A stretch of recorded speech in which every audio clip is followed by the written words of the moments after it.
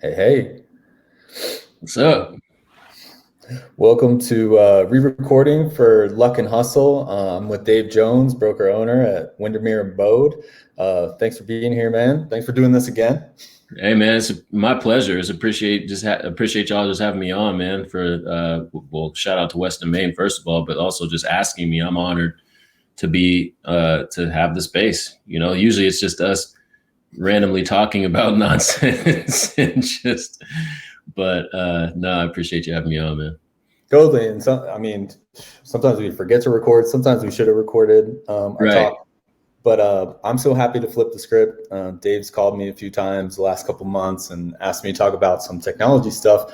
And I'm just happy to have him on and ask him about his process, how he's thinking about marketing and technology. And the name of the session is "What's in Your Stack," and we'll kind of get to that. But I thought a cool way to kick this off is just take 2 minutes and show you something that Dave created. And this will be a good context and backdrop for where we're going to go with this talk. So just check this out, turn your volume up, and we'll be back in 2 minutes. What's up? There's a lot going on in the office right now.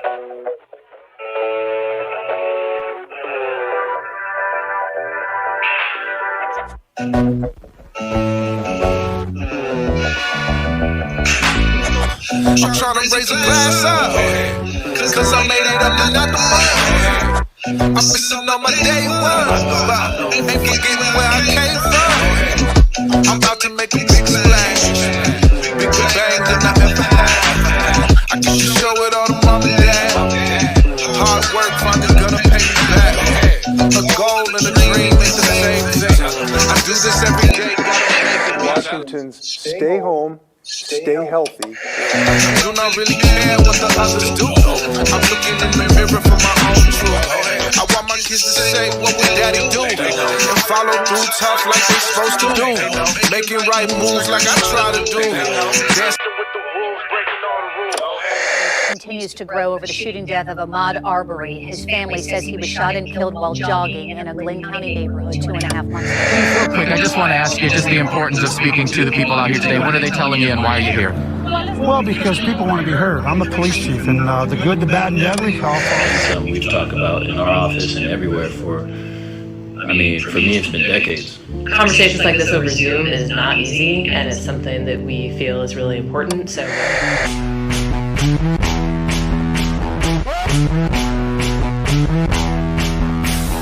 Feel me, see me, work. Feel me, see me, work.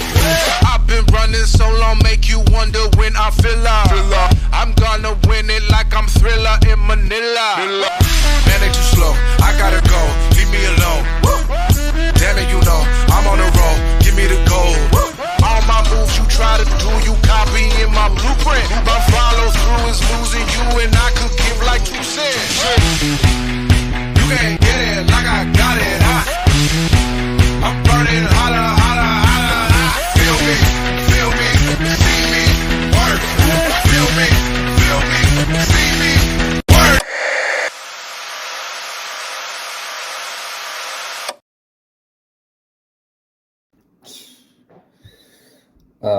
Hey, I got you muted. I gotta say that that just gets me every time. I've watched that a few times. Dave just does this incredible work showcasing what everybody's doing, what it's like in his office, what the business cares about. And you made that whole video yourself, right?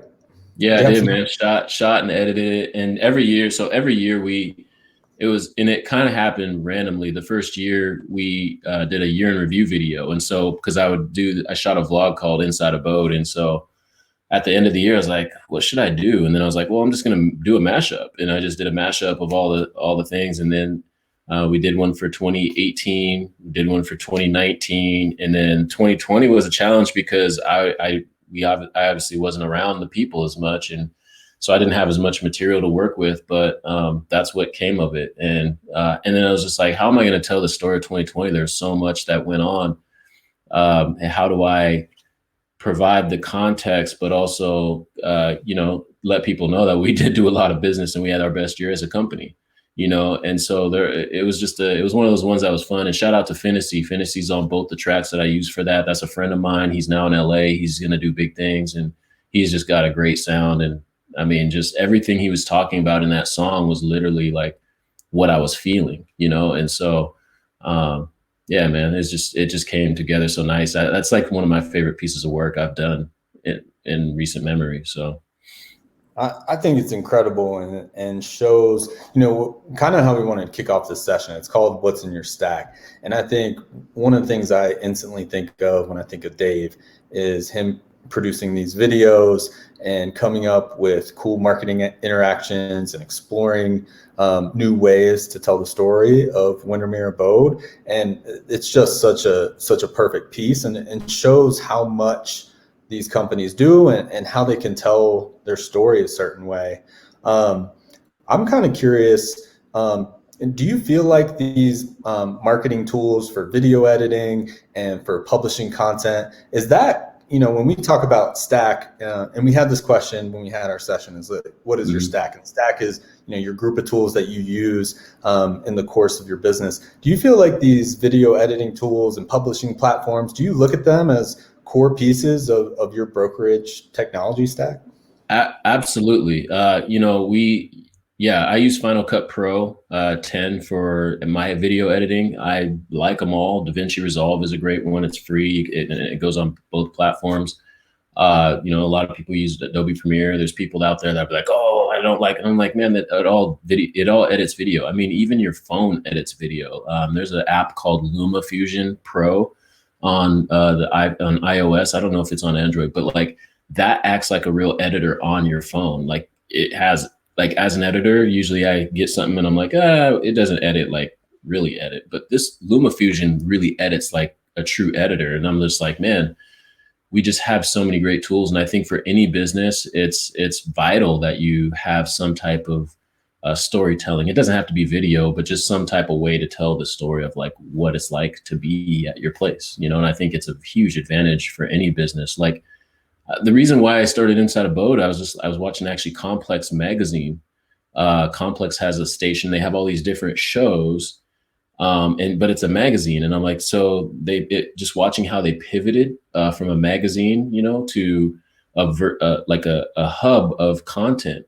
Hot Ones is a show. Sean, that dude is funny. He eats like spicy hot wings with celebrities, and with you know, it's just like they have all these different things. And one of them was a vlog, Tony Mui, that he would do, and he would just be walking around the office, like doing stuff, interviewing people, like talking, like and just creating content. And I was like, this is cool because I know what it's like at Complex magazine now.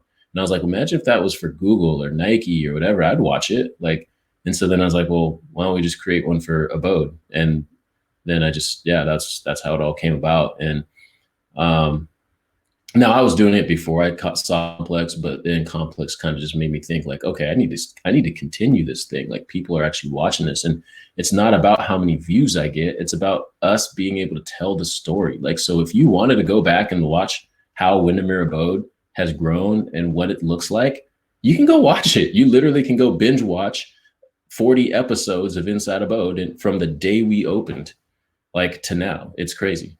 So I don't know. It's really dope.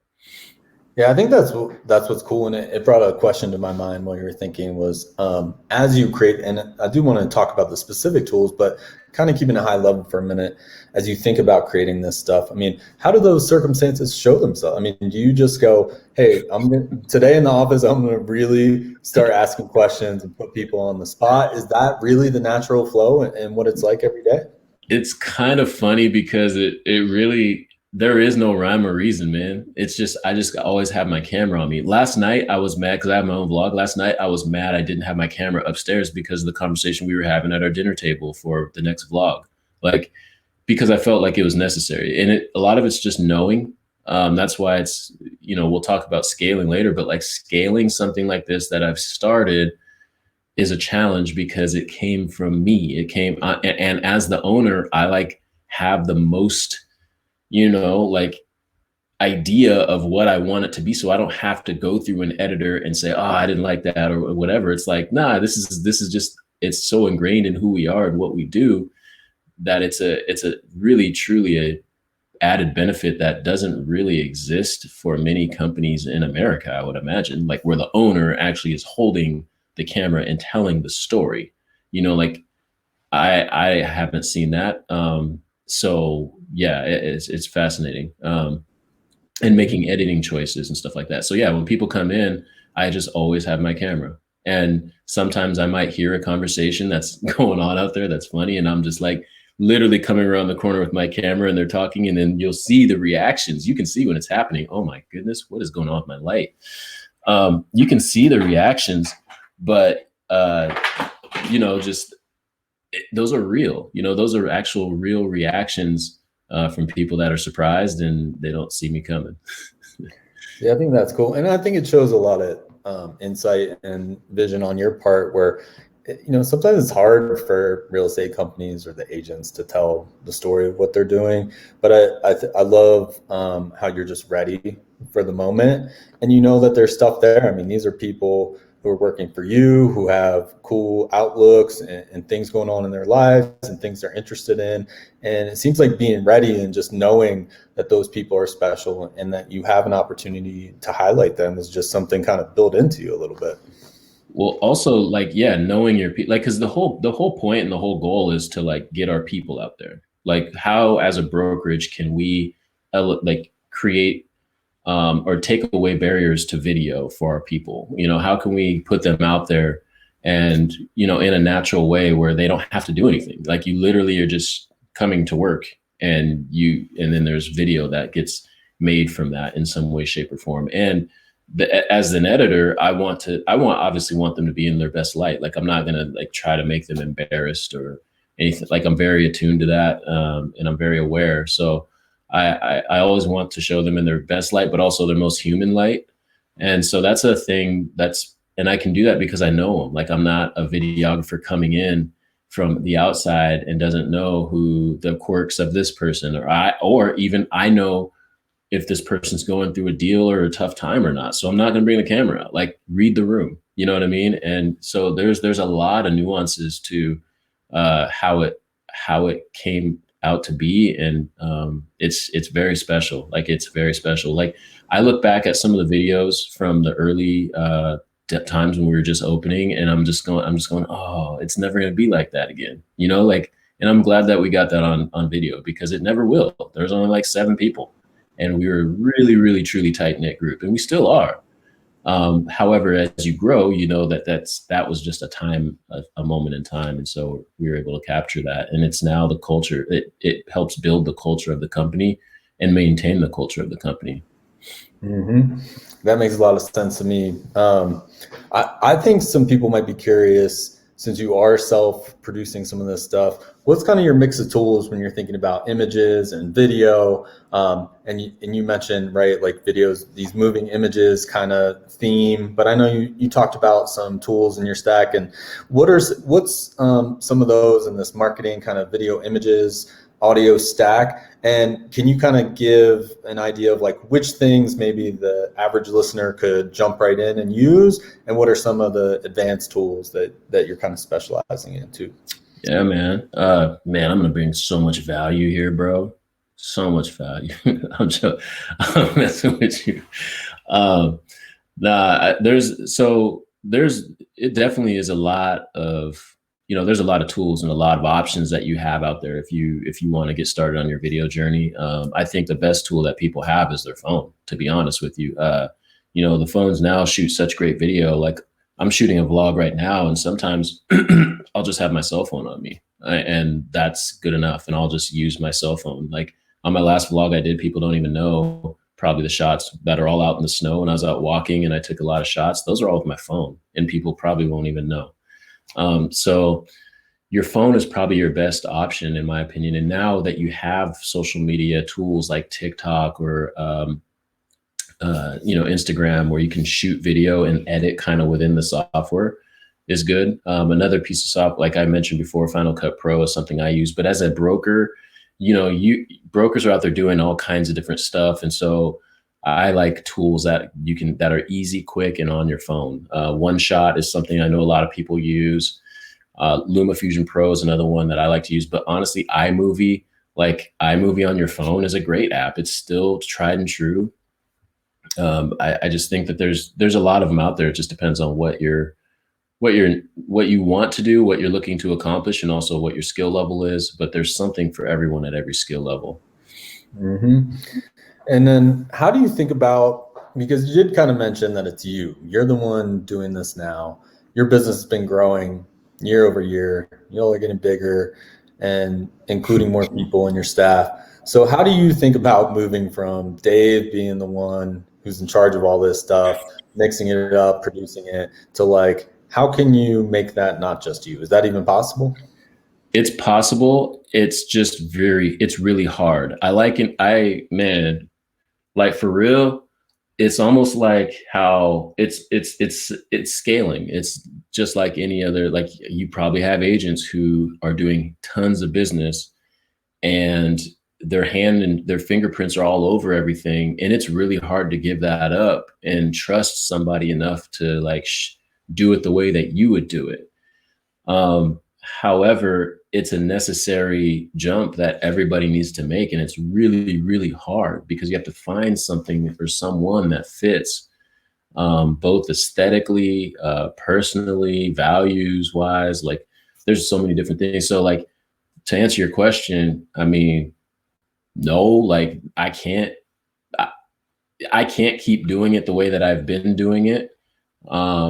Especially as I start getting pulled in different directions and as an owner and as we grow, and there's just different things. So when we first started, it was like we were guerrilla marketing. Like it was just all us. And I still have a chip on my shoulder. I always will have a chip on my shoulder. But like, we were like, we're the little guy. We're the little scrappy guy. And we were just, we're gonna do video. We're doing everything guerrilla marketing wise. And then we also have a marketing specialist as well who takes care of our social media. And so we really had this like situation where there were 4 of us as we began, and we all kind of overlapped in our skills and our roles because we were so small.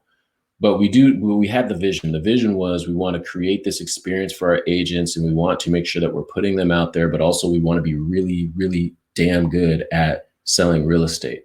Like that's number one, like we have to be good. Like we can be as flashy and markety as we want, but you still need to know contracts. You still need to know forms. You still need to have great, excellent customer service. You still gotta there's all these soft skills too. So like, that's other stuff that I do. Like, we talk about soft skills all the time, book studies on communication, book studies, like that's all stuff that I went to school for. So there's so many elements that we touch on, but the marketing is definitely key, and that's what people see first. So, so we focused there. Mm-hmm. So maybe that's a good point to be able to move to the other part of the stack of running a brokerage and all the other stuff that you touch outside of marketing and producing and publishing. I'm always curious to see how people think about their core tools, how you feel like real estate industry software feels. You're the one providing training support and making sure agents know how to use this stuff. What's some of the stuff that you think about that you support and use a lot? And how do you feel just in general about the state of the quality of that stuff? Well, like in our area, so we can break it down into 2 different. So we have the marketing side of things. We have Canva, and I use Lightroom for photos. For me personally, I know our marketing specialist does as well. She also has leveled up in her photography game, and podcasting, we use that. So that's all on the marketing side. So when we talk about the logistics side of things, like, we our agents use Authentisign quite a bit, and Transaction Desk. So those are the 2 like actual softwares that they use to do the business.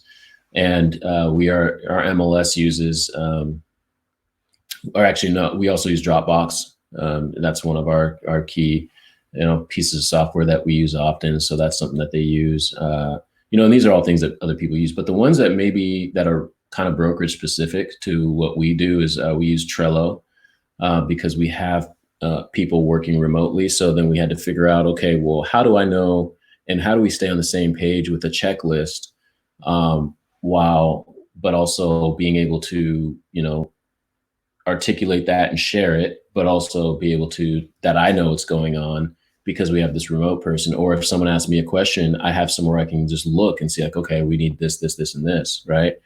So Trello was our answer to that. And so we use Trello, and thanks to you, I mean, we talk all the time about these softwares.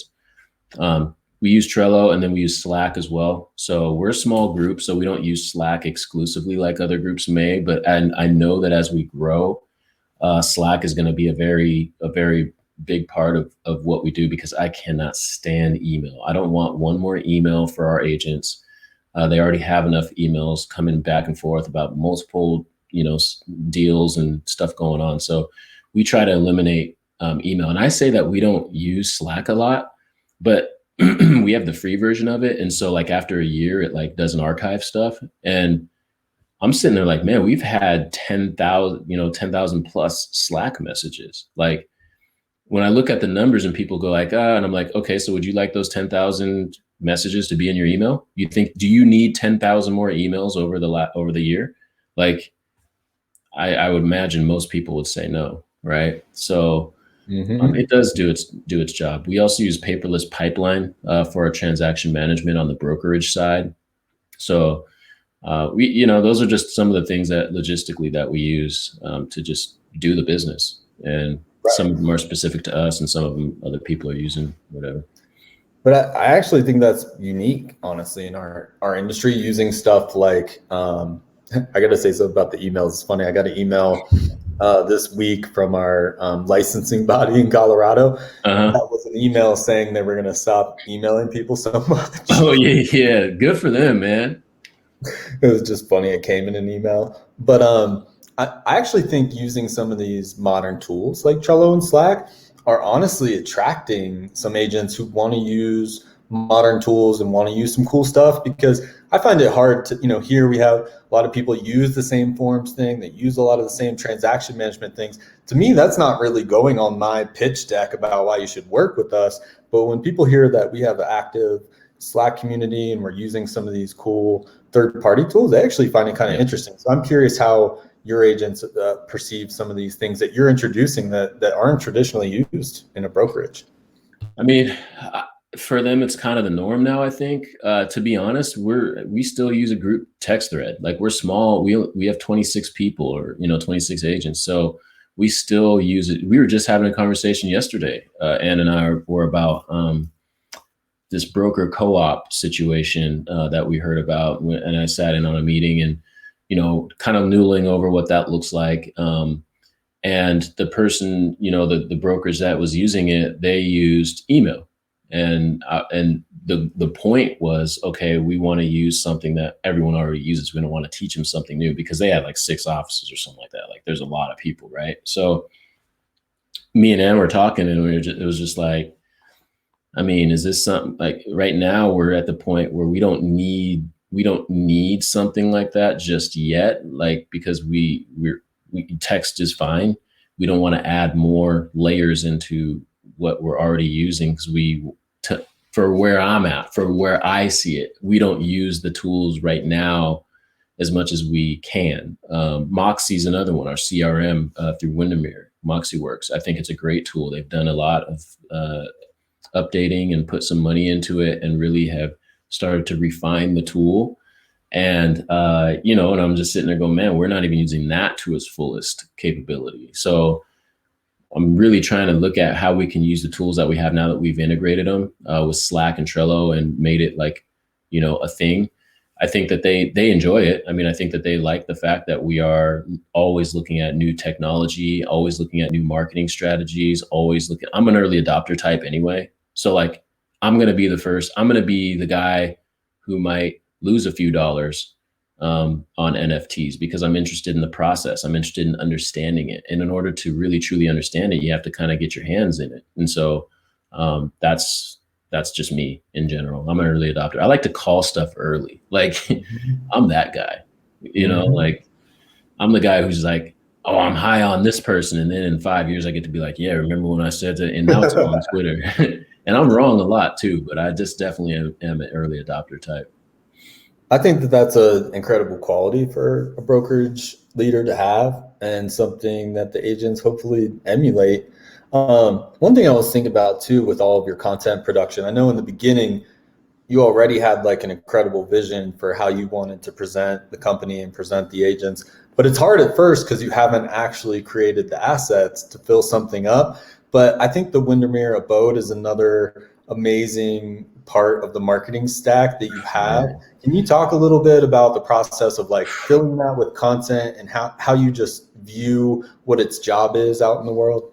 Yeah, that's crazy that you bring that up, man, because the website was something that we had spent so much time. I mean, even even when it comes down to the logo, I mean, we still get called Adobe, you know what I mean? And I knew sitting on that couch when we were looking at the logos, like, all right, we can't make it look too much like Adobe products because everyone's gonna call us Adobe. That was a conversation that we had.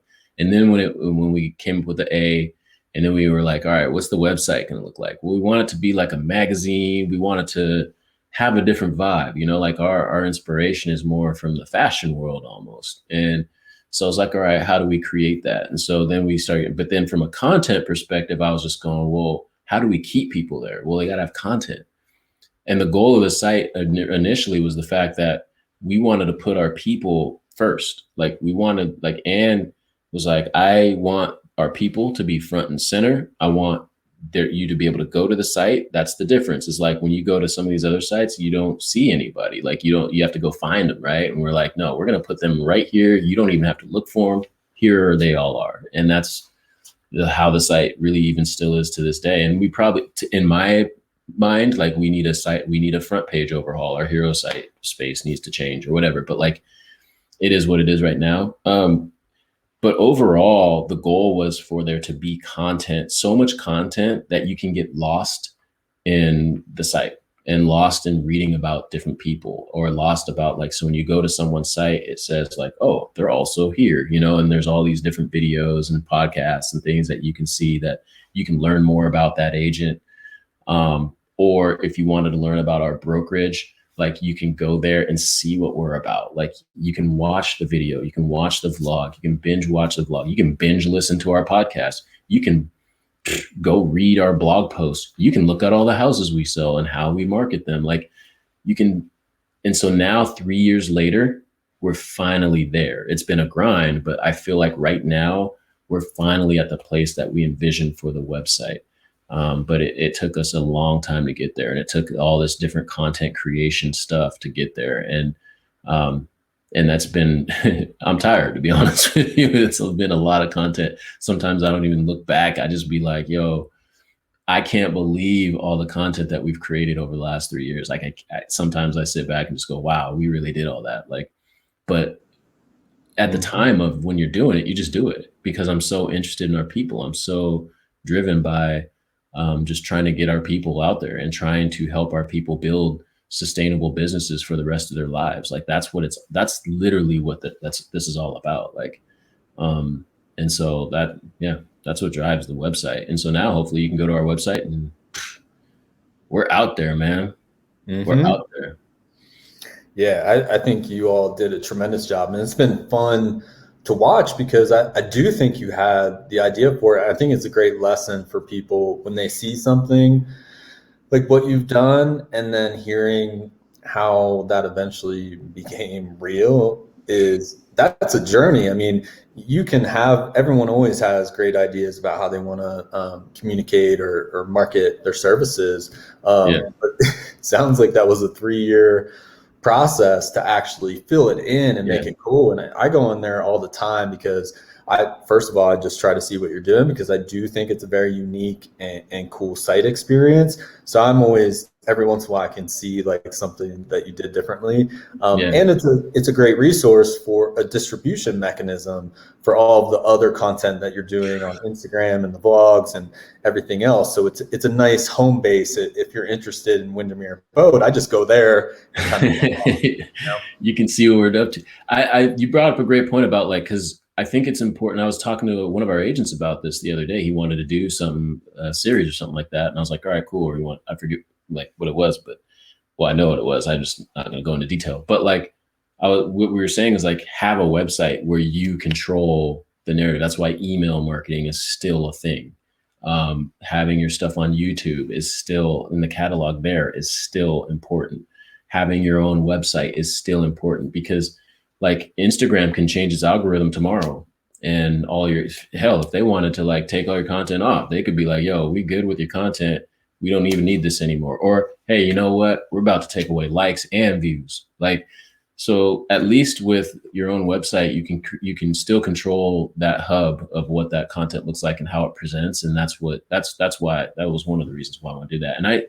And for brokers out there listening, like that's kind of a key too, you know, like have your own website. I try to push up you, have your own website, have your own Google My Business, have your own places where you control what's going out and what's coming in. Like, the social media stuff is very important, absolutely, but like also you need those places where you can control the content and the the presentation of it.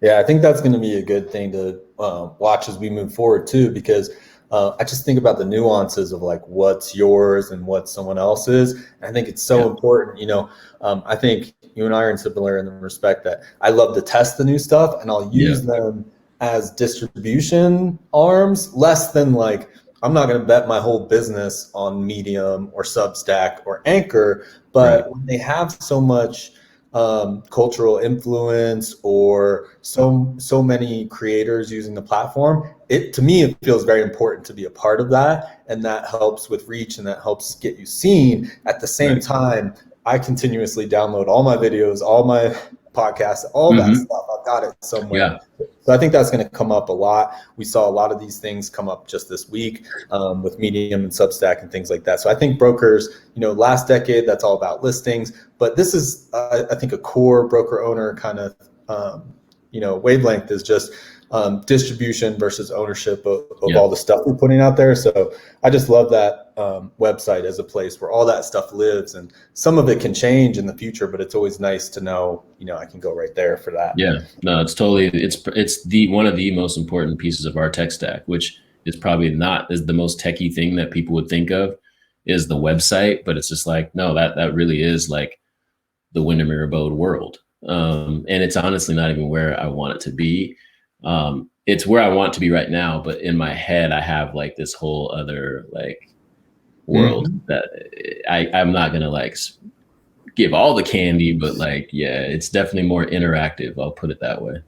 But and look, that means a lot, I think, in the real estate space, because sometimes, you know, when we're talking about tech stack, which is the theme of this talk, some of the stuff we use, it doesn't look different a decade later. So when I hear people say things like the things you say, that keeps me excited and want to continue to be connected with you, because let's just first say everything you do is top tier. Everything, whether you know are willing to recognize that on this talk. I have no idea, bro. Like I'm just doing, like, I don't even look at, like, especially in the pandemic world, like that's what I'm like, we haven't been outside yet, you know, and by outside I mean like out in the world, like moving and like, you know, shaking hands, kissing babies, going to conferences, traveling, all that kind of stuff. Like, we ain't been outside yet after all of last year and all of the changes in our business and all of the evolutions in society and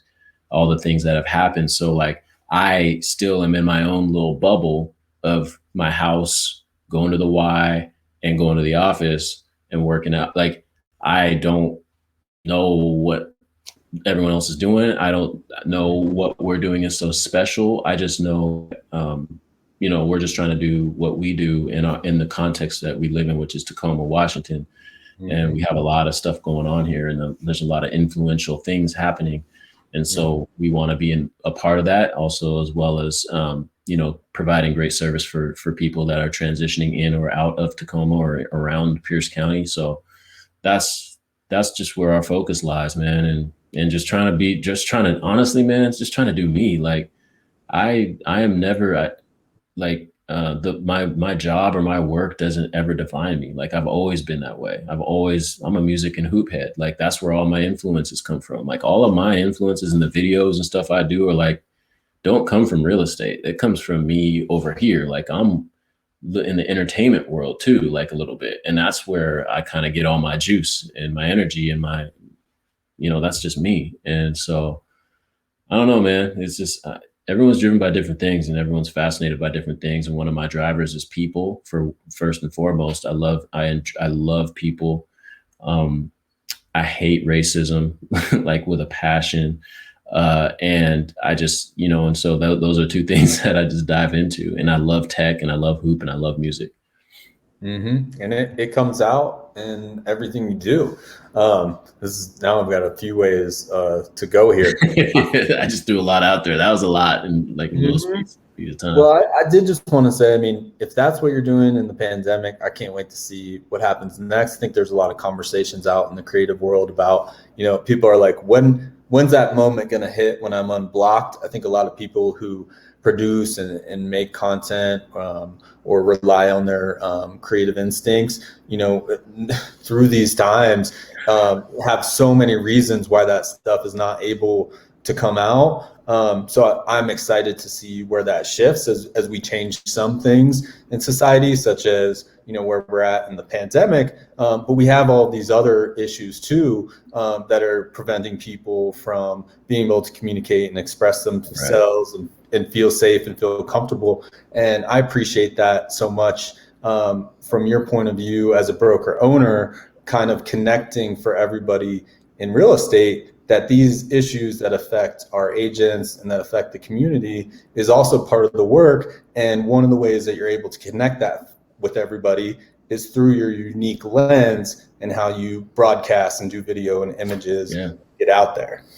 Yeah, it's dope. Well, even just like this, man, I feel like I'm on like First Take or like one of these shows that like it feels dope. It's crazy that like even when we were just talking about growing the business after 3 years, it seems surreal, you know what I mean? Like, and then here we are talking, and you have this platform that's hella dope, and it looks like I'm on a damn TV show, you know what I mean? And so I just like what has happened in the strides that we've made from a tech standpoint and how we communicate. And I think we're moving into the next phase of what that looks like. So like when me and you were getting ready to do a podcast on IG Live, and I was like, well, let's go to Clubhouse, right? And so then we ended up going to Clubhouse, and that was way more interactive and way more fruitful and way more, and it just never really occurred to me except for in that moment where we were texting, and so we have the tools available to us. It's just how do we get more interaction?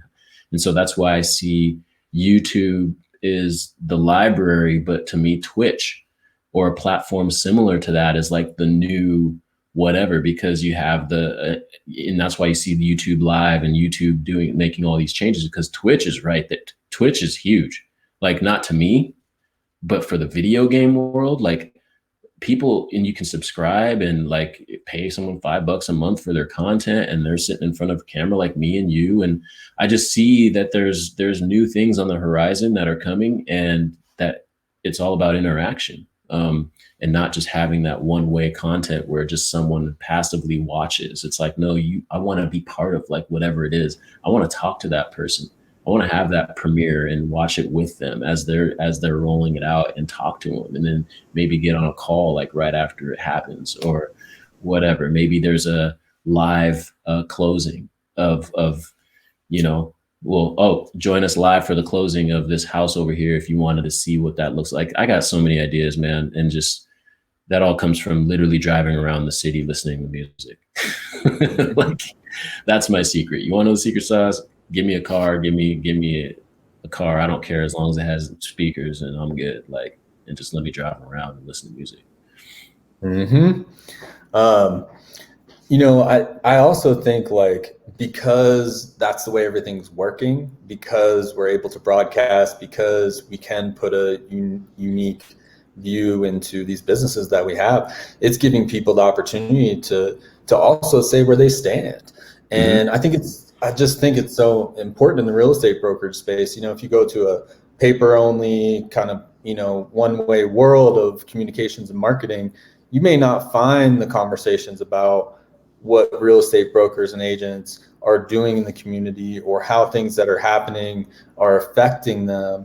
And this is just given everybody the chance now that they're on stage to also address those things. And I think that's been one of the most impactful parts of all of this, is beyond just showing you what I've done and consuming something little, we get to connect and do these deeper stories. And I think that's starting to change a lot of conversations. So I've appreciated that so much too.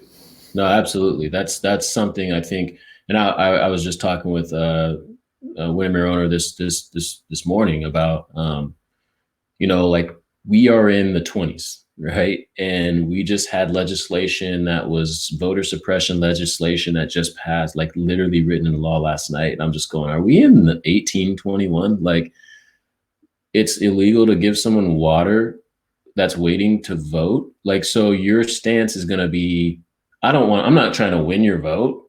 I'm just going to use my power to oppress you and marginalize your vote. Like, your job is to earn my vote. You know what I mean? And I was just like, well, no different than a real estate company or as a business owner, I'm sitting there going, I'm not going to choose that route. If anything, I'm choosing the route where I'm trying to help people, like, and empower people. And so I don't understand how that's a controversial thing to take a stand as a company or as individuals who are running a company.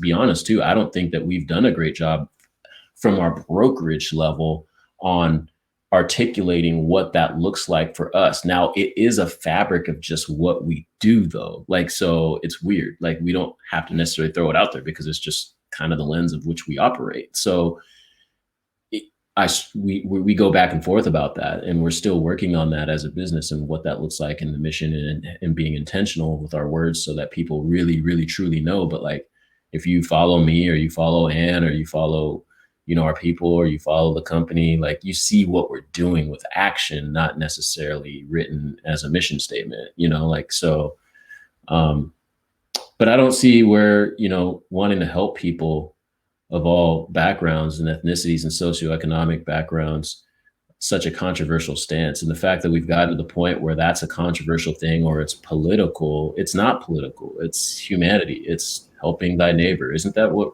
we all want to do? Isn't it, we all want to be the best version of ourselves and help people like move and just build wealth for their families and for their next generations, like that's the American dream, isn't it? I mean, I thought it was, but apparently to some people it's not. So I'm going to fight that till I die. Yeah. And I think, for people who've been in this business a long time to maybe not have that point of view, it needs to be a place of reflection and needs to be a place of action, because it is the core part of this business. And one of the outcomes that we fulfill, or at least what people say, is that we're trying to help people build wealth and we're trying to improve communities. And if you look backwards, there's so many intentional ways that hasn't been a reality for everybody in this country. And so, yeah, I think life is political and business is political. So I think it's important to have a stand, and I get confused if that's not the stand for real estate companies or at least at brokerage and leadership levels, is if you have this wonderful asset that you're trying to share with people, well, we've got to deconstruct all of the reasons why that hasn't actually been a fact of what we do. And it hasn't. It's very clear. Yeah, and just reconcile and move forward. It doesn't have to be a pointing fingers blame game at this point. We just know we know what happened. We know the policies. We know all of these things, and it doesn't have to be a denial. It's like, but that is the first step. I've been through AA before, full disclosure, and that is the first step of AA, which is like, you gotta just accept the fact. You gotta accept it, and then get over the denial part. And just accept, bring it all in and be like, okay, I accept this, for what it is. Okay, so now what's next? Then you go to the second step. Like, you can't go to the second step though until you've gotten to that first step. And it seems like half of us have done that and half of us haven't. And so going back to the tech stack conversation, why this all ties in the thread. So someone that might be watching this or listening, be like, what does this have to do with the tech stack? It's like, well, it has everything to do with the tech stack, because now we have the technology. I think the cell phone has been the biggest, the most Man, the biggest evolution in the civil rights movement in history, because we have all this stuff on tape. Technology is the biggest evolution in history because now we are listening to all of these dispatch calls and all these things where people are literally telling on themselves about their bigotry or whatever. Same thing goes for real estate. Now we have all of these tools to address the discriminatory practices and the gatekeeping that we've done in real estate. And we have all these tools and all this data now, and we have these ways to tell the story and to educate. That is part of the tech stack of a company. And whether you're utilizing them or not is all dependent upon the leadership in the company and where they're at in their journey. And everyone's at a different place in their journey. And that's okay. Like, I'm good. I just want people to at least be utilizing the tools that we have and the information that we have now to make sure that we're doing that work on top of being really good at selling real estate. Like that's it. Mm-hmm. When we talked last time, we got into this for a minute, and we're doing all right on time. We're going over, so hopefully everybody is cool with that because we're recording. Hey, you have my permission. If you're watching right now, you can leave and you don't have to watch. But you know what? Push pause and then just keep it moving at some other time if you ran out of time. Mm-hmm. We talked about this last time a little bit. I would say, I pay attention a lot to the technology providers, movement in the space. I'd say the last 2 years, there's these huge acquisitions. People are getting paid hundreds of millions of dollars. And since that's my spot where I like to live, what I know about, that I really specialize in, I look at who's getting paid, and I think we need to change that. So I'm really trying to think about that in respect of, like, who do we engage as vendors? Do they who is on the cap table of these companies? What do they stand for out in the community, and is that aligned with what we're doing? And then also, if I have an opportunity to influence who's getting looked at or who's going to be part of this stuff, it's changing the seats at the table. And I think that's got to happen a lot for this very narrow thing, which is real estate technology, and who's making that, who's profiting from that. And not only that, but like the design, right? Because one of the things about systemic things is these are long designed intentional decisions or subconscious decisions that are made. And until we change who's making these things and who's benefiting from them, we may not see some change. And that can get as deep as, like, I know you brought up in your post this summer talking about the demographics of who served, and should the MLS be custodians and publishers of this type of information so we can make changes. I think about who gets to make decisions on new products, right? Like, we have iBuyers and all these alternative financing models, but when I look at who started these companies and who's on the cap table, it's still the same people. And so that's where I, bring that in my view, as I'm helping people consider vendors and think about the tech they use.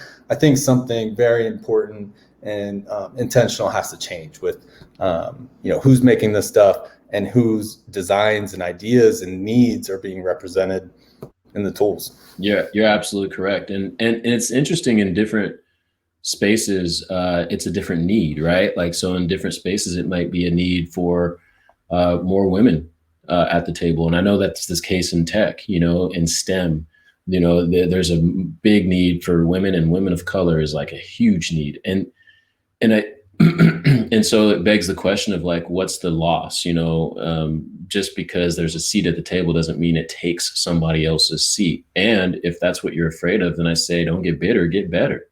Like, you know what I mean? Like, I come from a competitive background. So, like, I've had my starting spot taken, you know what I mean? And then what I did, well, man, I'm coming to practice every day and I'm just getting better. Like, I'm trying to read more. I'm trying to learn more. I'm trying to show my best stuff, like, right. And I'm still trying to grow, so that's how I feel. Like, yeah. And someone might be better than me at something. It's like, all right, cool. Well, I don't care who it is. It might be a woman. It might be a dude. It might be great. Tip my cap. And yeah, am I bitter? I might be feeling a little salty, but the only person I should be salty at is myself, because I'm not making myself better. The only person I'm in competition with is me. You know what I mean? And so that's just my mentality moving in this world. And I was going to bring up the whole women thing and people at the table, though, is important because like I am an educator. Like I had 15 years in education prior to coming to real estate. However, again, like I said, my influence has always been hip hop and always been music and basketball and just being in those worlds. And it still is to this day. Like I still am like, can't get away from that. That's just who I am. And so when I come into the real estate space and people are like, man, that's so different and so all these things, I'm like, that's just me. Like there is nothing I'm trying to do that's forcing this conversation or nothing. Like I literally wake up and I go, man, this is how I see it. This is what the business that I would work for, that this is what it looks like. This is the type of content that they put out. This is the type of music that, like Figmore was a band that I used for our last Inside Abode, episode 40, for a media day. Like Figmore, and I was just on DMing with 10-4 Raj on Instagram because I've been following him for like almost 10 years in his music journey. And now he's in LA and they just dropped this album. And I was like, this is amazing. Can I use this for my vlog or something? And he's like, yeah, like I'd be pleased. And it's just, and so that synergy and that collaboration is just, that's just me, you know what I mean? So it's hard to, you can't replicate that, but I say like, do you, like do whatever is your thing, like, and bring that juice to the company, bring that juice to your business. Like, and just, we have so many ways to do that now and so many ways to show that. I'm excited for what comes as we move out of this into 2022. Me too. Look, one thing I want to, maybe we can switch context back to, something we didn't get to cover last time.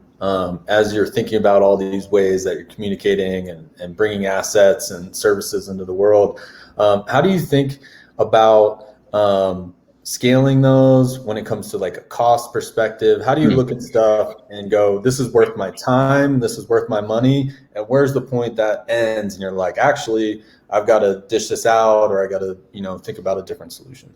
Bro, we have, that's one of the struggles. That's one of the struggles that I know most business owners and I know you are familiar with, is where do we spend the money? Where do we not spend the money? Because we're still a small business. We still are a scrappy little boutique real estate office.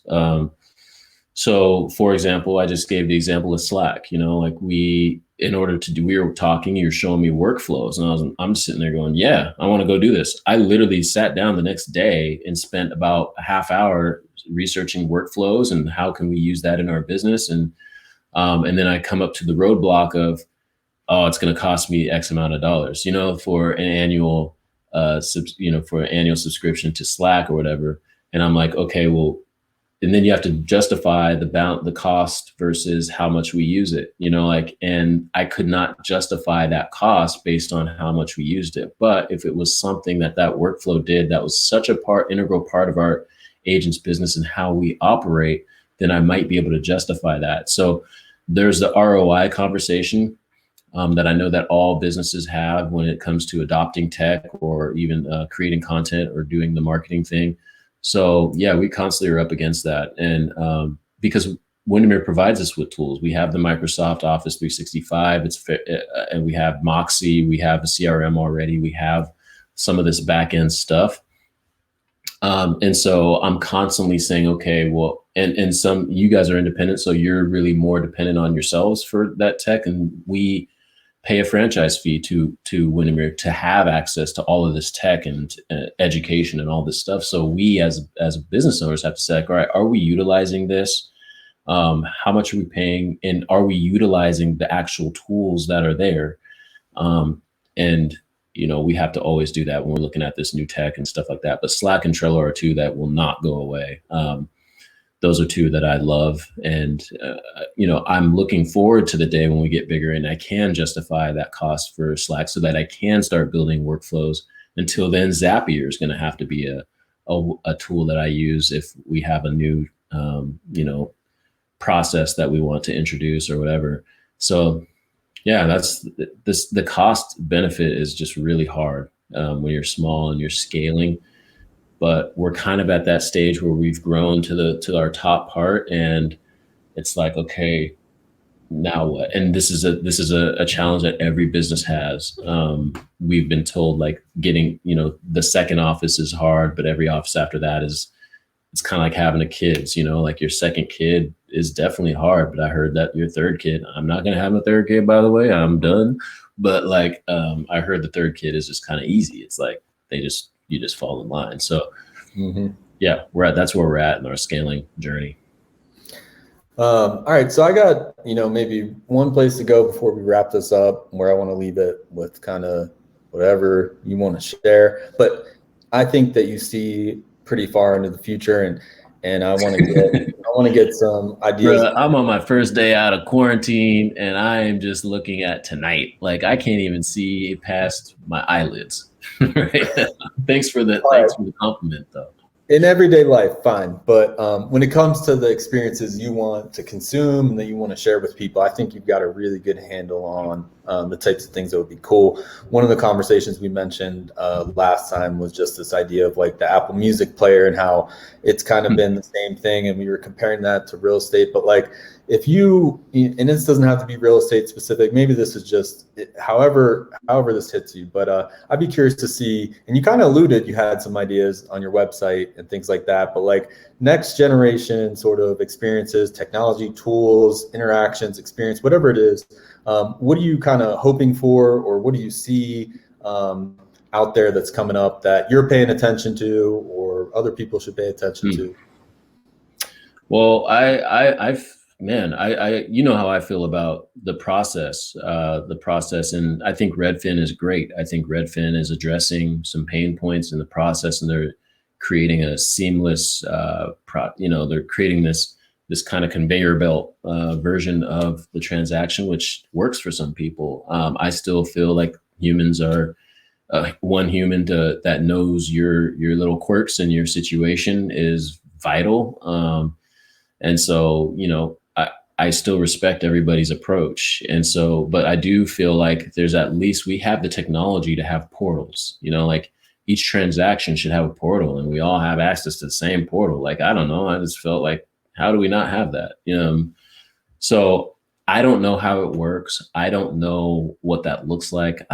That's above my pay grade. I don't know that stuff, but I do know that we have technology to create portals, where each agent, when we communicate, kind of like how we have a transaction. So right now, the way it is like we have our own transaction portal, but that's not that, but the other brokerage might have their own transaction portal. Like, and so then it's kind of like, well, how do we not marry these two things and like all be on the same page? So then we don't have to over communicate via email and have a gazillion emails going back and forth like that. Because all we do when we get back on our phones is we have a Facebook post and then people comment on that. Like it's two-way communication throughout the whole thing, and not one way and then one way and then one way and then one way. It's like, no, let's get into a portal and we all have access, and I can see if you're in there and you can see if I'm in there, and like how are we not there yet? So that's one thing. I also am paying attention to crypto and DeFi, decentralized financing. I think that it's going to be an option. It's going to be here. There's way too much money in crypto, and once you see it, you can't unsee it type thing. And I might be going way too far down the road. I'm not saying it's going to take over real estate or nothing like that, but I do think it's something to pay attention to, just like iBuyers was something to pay attention to. Like, it's not that it's going to take over such a big market share, but I think it's something that some people it's going to be very, it's going to be very attractive to some people, some clients and some people. So I think decentralized currency and storage of value in terms of like Bitcoin and now Ethereum is another coin that's coming along that's actually backed by technology. Bitcoin is just a store of value, like gold or anything like that. But Ethereum and these new ones that are coming out actually have technology behind them that we actually are going to use, like with smart contracts and all this other stuff. So like, I think that is going to be a player in the game. I don't know when, but it will happen, because with decentralized currency, you have to have decentralized finance, because there's so many people that have all this money over here in this decentralized world. And they're like, well, I want to buy a house. Okay, well, who's going to how do we do a decentralized finance version of that? So that's coming.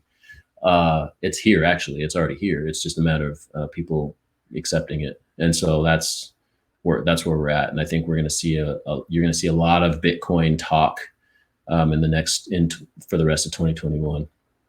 Mm-hmm.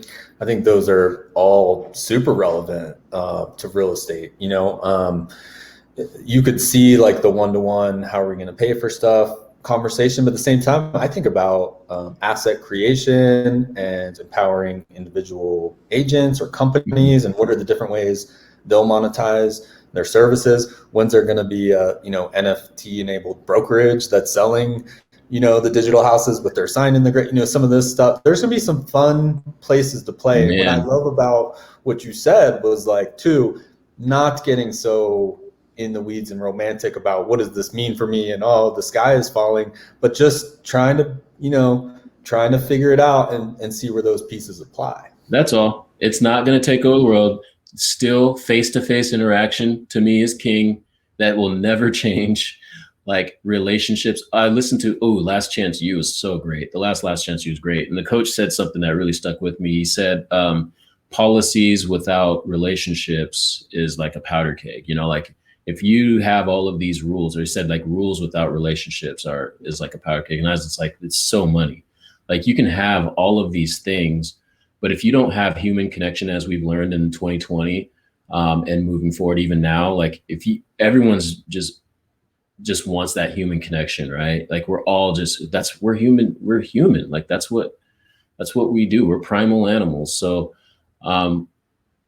yeah, that's always going to be there. Like that's always to me going to be number one. Now is currency and paper money always going to be number one? I don't think so. Like there are some things that, we just have to start like accepting, like, having $1 is just, I don't know.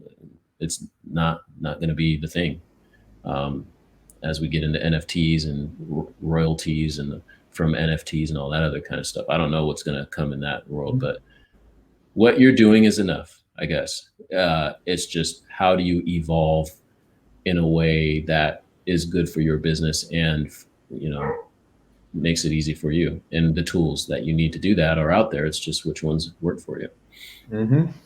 All right. Well, I think you'll see these conversations continue from what I can see from last year, unless we all, end up being completely overwhelmed by our changing world. I think I'll look forward to talking to Dave again here soon and expanding on even more of these topics, because that seems like what we'll do. But Dave Jones and Ann Jones, Inman Person of the Year last year, what would you what do you want to close down with? What do you, whether you want to wrap it up or you got something to say, how do you want to leave everybody from this talk? Man, I just appreciate everybody for ingratiating me into the real estate world. Like this is dope. I enjoy it here. I think it's life-changing for a lot of people. It's an honor to be able to, the Inman Award was really dope. I mean, I haven't even been outside for that, like in terms of just, I don't really think about it too much. And then people always, like you just saying that just reminded me, like, but I'm excited to use that platform to make this world a better place, hopefully make real estate a better place and make my community a better place. And that's it. That's literally all I'm trying to do. And so I hope everyone that's listening and brokers and owners understand that they have that power. They have that influence on their community. Everybody in this community is leaders. I don't think we understand the power in real estate that we really truly have. I do, because I was in education. So I saw what that looked like on that side. And now that I'm in it, I'm just like, man, we have so much influence and so much power in our communities, and just use it for good. Use it for good. Mm-hmm.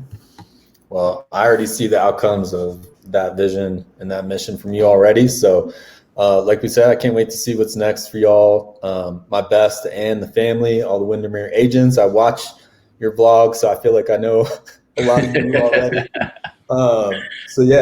Thank you so much for joining us. Thanks for checking it out, and hopefully you'll hear from us soon. Dave Jones, Windermere Abode. Check out all the platforms, website, socials, video, and we'll catch you next time. Appreciate y'all. See ya.